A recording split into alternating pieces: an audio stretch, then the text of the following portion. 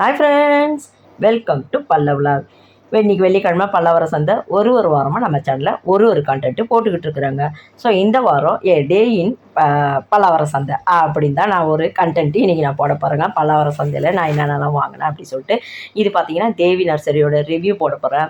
செடிங்கள்லாம் அங்கே எப்படி இருக்குது, நிறைய வீடியோஸ் இவர்தெல்லாம் நம்ம சேனலில் இருக்குது, அதை போய் பாருங்கள். இன்றைக்கி நான் என்னென்னலாம் வாங்கினேன் அது தாங்க பார்க்க போகிறோம். வாங்க வீடியோக்குள்ளே போகலாம். அதுக்கு முன்னால் ஃபஸ்ட் டைம் நம்ம சேனலில் பார்க்குறேங்க, மறக்காமல் நம்ம சேனலை சப்ஸ்கிரைப் பண்ணுங்கள்.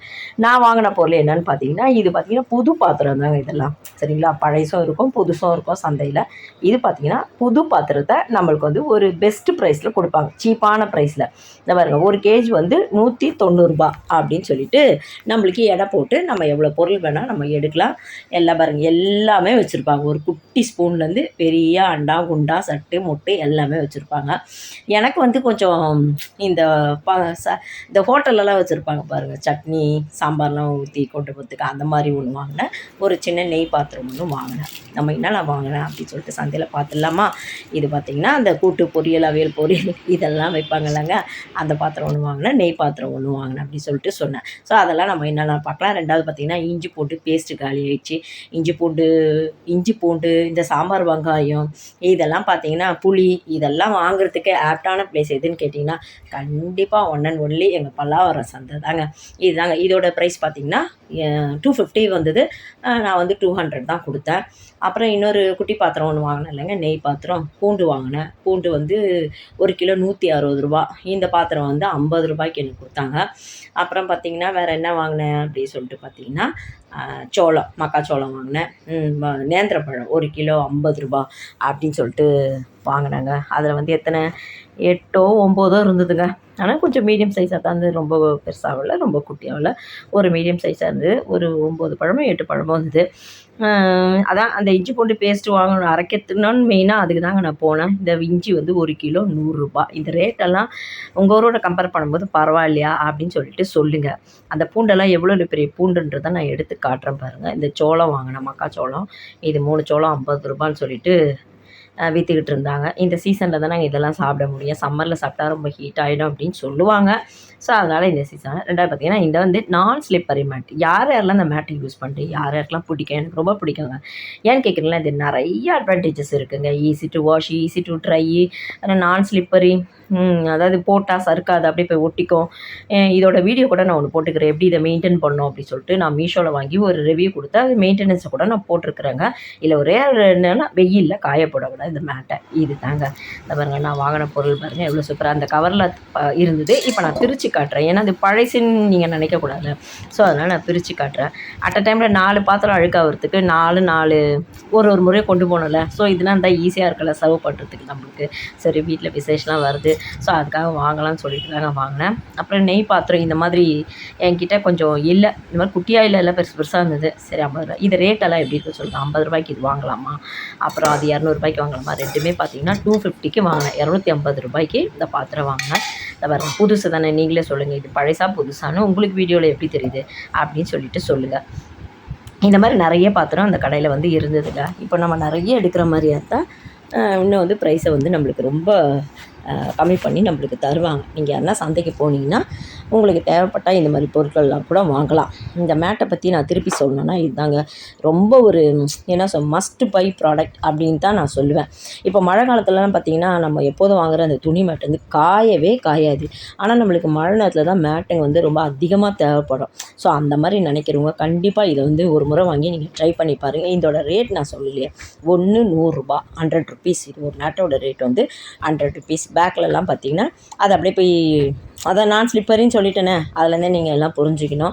இந்த ப்ரைஸ் எப்படி இதாக மீஷோட கம்பேர் பண்ணும்போது இது கொஞ்சம் விலை குறவாக இருக்குது. இது கொஞ்சம் சந்தை இல்லைங்க, அதனால் அப்படி தான் இருக்குது.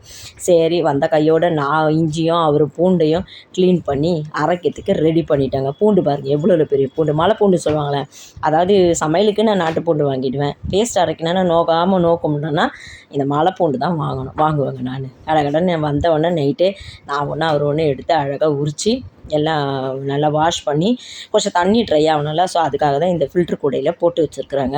நல்லா தண்ணிலாம் வடிஞ்சோன்னா நம்ம இஞ்சி பூண்டு அரைச்சோம்னா கொஞ்சம் அது கொஞ்சம் திக்காக இருக்கும். இல்லைன்னா என்ன ஆகுன்னு கேட்டிங்கன்னா ரொம்ப தண்ணியாக இருக்கும். அலசினோன்னா நம்ம அரைச்சோம்னா ரொம்ப தண்ணியாக இருக்கும். அதனால் இது வந்து எனக்கு எப்படியோ எவ்வளோ நாள் வரும்னு எனக்கே தெரியல. ஸோ ஒரே தம் ஏக்தம் அப்படி அரைச்சி வைக்கக்கூடாதுன்னு சொல்லுவாங்க நிறைய பேர். பட் எல்லாமே அப்படி தாங்க இருக்குது. டேஸ்ட்டுன்னு பார்த்தா எது தான் இப்போ நல்லா, அதாவது என்ன சொல்கிறது, நம்ம கெமிக்கல் இல்லாத நம்ம வீட்டில் நம்ம கைப்பட அரைச்சி சாப்பிட்றதே அதுவே ஒரு ஸ்பெஷல் தானேங்க அது. நம்ம கடையில் பேஸ்ட் வாங்குகிறோம், அதில் என்ன பூண்டை உரிக்கிறானுங்களா இல்லையா, வாஷ் பண்ணுறாங்களா இல்லையான்றதை நம்மளுக்குலாம் எப்படிங்க அது தெரிய வரும்? அதையே நம்ம வாங்கி தானே நம்ம யூஸ் பண்ணிகிட்ருக்கோம். இது தாங்க தேவி நர்சரி ரிவ்யூ சொன்னல, அந்த கடையில் போய் நீங்கள் வாங்கினு வச்சுக்கோங்க. செடி நம்மளோட மெயின்டெனன்ஸ் அது ரொம்ப முக்கியம். எந்த கடையில் இது வந்து இந்த 2 குரோட்டன்ஸ் வாங்கினேன். ஒன்று வந்து 100 ரூபா, 2 150 காம்போ ஆஃபர் பண்ணி. இதோட லீஃப் வந்து கொஞ்சம் டிஃப்ரெண்ட்டாக இருக்கும், இதோட லீஃப் நார்மலாக இருக்கும். ஆனால் ரெண்டுமே ஒரே செடி தான், ஒரே குரோட்டன்ஸ் தான். அதாவது குரோட்டன்ஸுன்னு சொல்கிறத விட இது வந்து ஆக்சுவலாக இன்டோர் பிளான்ட் இது, சரிங்களா. நான் வந்து வீட்டுக்குள்ளே வைக்கிறத நான் விருப்பப்பட மாட்டேன். சரி, ஏதாவது ஃபங்க்ஷனு கெஸ்ட்டு வந்தால் அழகாக எடுத்து அப்படி ஷோவாக உள்ளே நான் வச்சுருவேன். மற்றபடி செமி ஷேடில் வைக்கணும் இல்லைங்க. நம்ம என்ன தான் வந்து இன்டோர் பிளான்ட்டை உள்ளே வச்சாலும் அந்த சன்ஷேடு படுற ஒரு பிரைட்னஸ்ஸே செடிங்களுக்குள்ள ஒரு இதுவே வந்து வேறு தாங்க. அதனால் அப்படியே வச்சுருவேன் பால்கனிலே. அரிசி கழுவின தண்ணி எதனா இருந்தால் அப்படியே ஊற்றி மெயின்டைன் பண்ணிக்கிட்டே இருப்பேன். ஏதோ ஒரு ஃபங்க்ஷன், ஏதோ ஒரு கெஸ்ட்டு வராங்க அப்படின்னா எடுத்து அழகாக வந்து வீட்டுக்குள்ளே வச்சுப்பேன். நான் மெயின்டைன் பண்ணாங்க. அடுத்த செடி நான் அவர்கிட்ட வாங்கினது என்னன்னு பார்த்தீங்கன்னா, இந்த வந்து ஜாதி மல்லி. எங்கள் ஊர் முறைப்படி இது ஜாதி மல்லின்னு சொல்லுவாங்க. உங்கள் ஊரில், சில ஊரில் திருநெல்வேலி சைடில் பிச்சி பூன்னு சொல்லுவாங்க. இதோட வாசனையும் அல்டிமேட்டாக இருக்காங்க.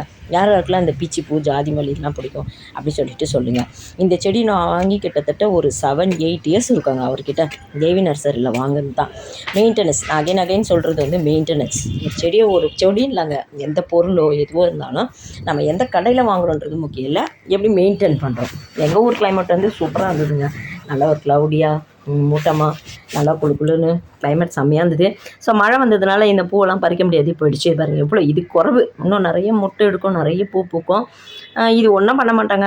இது என்னென்னா, இது சிம்பிள் மெயின்டெனன்ஸ். இது எப்படி வந்து உரம் தயார் பண்ணோம், வீட்டிலே 5 பைசா செலவில்லாத எப்படி உரம் தயார் பண்ணுறேன் இப்படின்னு நிறைய வீடியோஸ்லாம் நான் வந்து செடி மெயின்டைன் பண்ணுறதை பற்றி நான் போட்டிருக்கேன் நம்ம சேனலில். இது வந்து நான் போட்டு ஒரு 2 இயர்ஸ் பேக் இருக்கும். உங்களுக்கு வேணும்னா நீங்கள் போய் செக் பண்ணி நீங்கள் பாருங்கள், எவ்வளோ மொட்டை எடுத்துக்கு பாருங்கள்.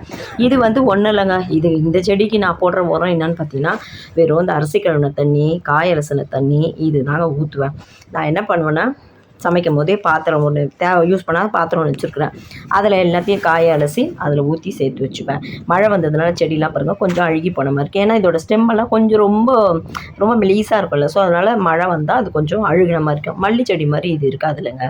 ஸோ அதனால் இதோட மெயின்டெனன்ஸ் வந்து இது தாங்க நான் பண்ணுறேன். 2வது என்ன பண்ணோம், மழை முடிஞ்சதும் என்ன பண்ணோம் அப்படின்றது அந்த வீடியோவில் நான் சொல்லியிருக்கிறேன், அதையும் பாருங்கள் நீங்கள். எங்கள் வீட்டில் இருக்கிற முக்கால்வாசி செடி பார்த்திங்கன்னா, ஒன்று தேவி நர்சரியில் வாங்கியிருப்பேன். இது வந்து என் ஃப்ரெண்டு ஜோதி வீட்டிலேருந்து எடுத்துகிட்டு வந்த இன்டோர் பிளான்ஸ் தான். இதுவும் அது ஒரு பதியம் போட்டு பக்கத்தில் எடுத்து வச்சுருக்கேன். அடுத்தது இப்போ நான் மேனுவேர் வந்து உரம் எப்படி ரெடி பண்ணுறேன்னா, இது வந்து ரெய்னி சீசனாக இருக்கனால காய வைக்க முடியல.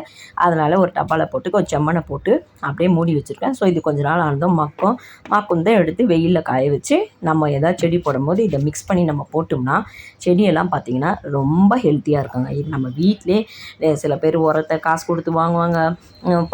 இந்த என்ன சொல்கிறது, அந்த பாட்டெல்லாம் காசு கொடுத்து வாங்குவாங்க. எனக்கு அதெல்லாம் மனசு வராதுங்க. எத்தனை பேர் என்ன மாதிரி இருக்கிறீங்க அப்படின்னு சொல்லிட்டு சொல்லுங்கள். ஏதாவது 5 பைசா செலவில்லாத வீட்டில் இருக்கிறதே வச்சு எப்படி செடி வளர்க்கணும் அப்படின்னு கேட்டிங்கன்னா, கண்டிப்பாக நம்ம சேனலில் நிறைய வீடியோஸ் அது இருக்குது, நீங்கள் போய் பாருங்கள். நிறைய யூடியூபர்ஸ் நிறைய பணம் போட்டு வாங்கி போடுறாங்க. பட் எனக்கு வந்து அதில் விருப்பம் இல்லைங்க எனக்கு. ஆனாலும் பாருங்கள், நம்மளுக்கு அது பலன் கொடுக்குதா இல்லையா, நம்ம எப்படி வைக்கிறோம், எதில் வைக்கிறோன்றதை விட நம்ம எப்படி மெயின்டைன் பண்ணுறோம் அதுதாங்க. என்னை பொறுத்த விட நான் கடையில் பூவே வாங்க மாட்டேங்க. ஒன்று இந்த செடியில் உள்ள பூ, இன்னொன்று மல்லி செடியில் உள்ள பூ பூக்கும், அதுதான் எனக்கு பூ. இதை பாருங்கள், நான் என்ன பண்ணுவேன், நான் ஒன்றும் பண்ண மாட்டேன். மேலேருந்துனே செடியை கீழே தண்ணி, அந்த அரிசி கழுவின தண்ணியை ஊற்றி விட்டேன்னா நல்லா, அதுதாங்க மேனுவல். இந்த செடியை பொறுத்த மட்டிலும் இதுதான் நான் மேனுவல். மெயின்டெனன்ஸ் வந்து ரொம்ப முக்கியம். ஒரு மழை பெஞ்சு முடிஞ்ச உடனே இந்த செடியெல்லாம் எப்படி நம்ம கழிச்சு விட்டுன்றதை நம்ம இந்த வீடியோவில் அட்டாச் பண்ணிக்க பாருங்கள். கீழே இருக்கா, நான் வந்து ஃபஸ்ட் ஃப்ளோரில் இருக்கிறேன். இங்கேருந்துட்டு என்ன பண்ணுவேன், தண்ணியை ஊற்றி விட்டுருவேன். அரிசி கழுவின தண்ணி, காய்கறி அலசின தண்ணி எல்லாம் ஊற்றி விட்டேன்னா அதுதாங்க அவங்களுக்கு வந்து மேனுவல். கீழே நிறைய செடிங்க வச்சுக்கிறேன். உங்களுக்கு கார்டன் டோர் வேணுன்னா கேளுங்க, நம்ம ஒரு நாள் அதை வந்து எடுத்து போடலாம். அது இல்லாத பார்த்திங்கன்னா இன்னொரு செடி என்னென்னா, இது முல்லை வந்து நான் மாடியில் தான் வச்சேன். பட் அது கொடியாக இருக்கிறதுனால கொஞ்சம் கீழே வச்சா நல்லா வரும்ன்ற ஐடியாவில் நான் கீழே வச்சுட்டு அது பாருங்கள் எவ்வளோ தூரம் ஏற்றி விட்டுருக்குறேன். இப்போ தான் அது துளிர் விட்டு கொஞ்சம் மேலே எழும்பி வர ஆரம்பிக்குது. இதுவும் தேவி நர்சரியில் அவர்கிட்ட வாங்கின செடி எதுவுமே ஃபெயிலியரே ஆகாதுங்க. அவர் சொல்கிறபடி செமிஷேடில் வைக்க சொன்னால் வைக்கணும், சன்லைட்டில் வைக்க சொன்னால் வைக்கணும், சன்லைட்லேயே வைக்கக்கூடாதுன்னு சொன்னாலும் வைக்கக்கூடாது.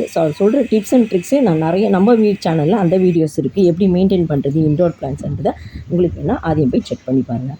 இப்போ பார்த்திங்கன்னா மழை முடிஞ்சிடுச்சா, நிறைய அழுகி போன கிளைகள்லாம் இருந்துச்சுல, நிறைய குச்சிகள்லாம் இருந்துச்சு. ஸோ அதெல்லாம் என்ன பண்ணோம், மழை முடிஞ்சோம் அழகாக அப்படி கட் பண்ணி எல்லாத்தையும் செடியெல்லாம் கழித்து நல்லா இழுத்து கட்டி நம்ம விட்டு இப்படியே ரெடியாக வச்சோம்னா அடுத்த சீசனுக்கு அது பூக்கும்.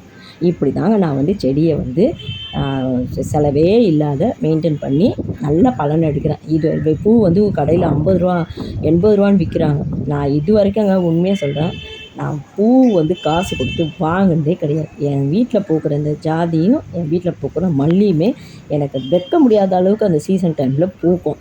ஸோ வீடியோக்குள்ளே எண்டுக்கு வந்தாச்சு. தேவி நர்சரியோட ரிவ்யூ நம்ம பார்த்துட்டோம். நீங்களும் சந்தைக்கு போனீங்கன்னா தேவி நர்சரியில் செடிங்களை வாங்கிட்டு எப்படி இருக்கும் ஃபீட்பேக்கை சொல்லுங்கள். இந்த வீடியோக்குள்ளே எண்டுக்கு வந்ததுனால இந்த வீடியோ பிடிச்சா லைக் பண்ணுங்கள், நம்ம சேனலை சப்ஸ்கிரைப் பண்ணுங்கள், கருத்துக்கள் கமெண்ட்டில் சொல்லுங்கள். தேங்க்யூ.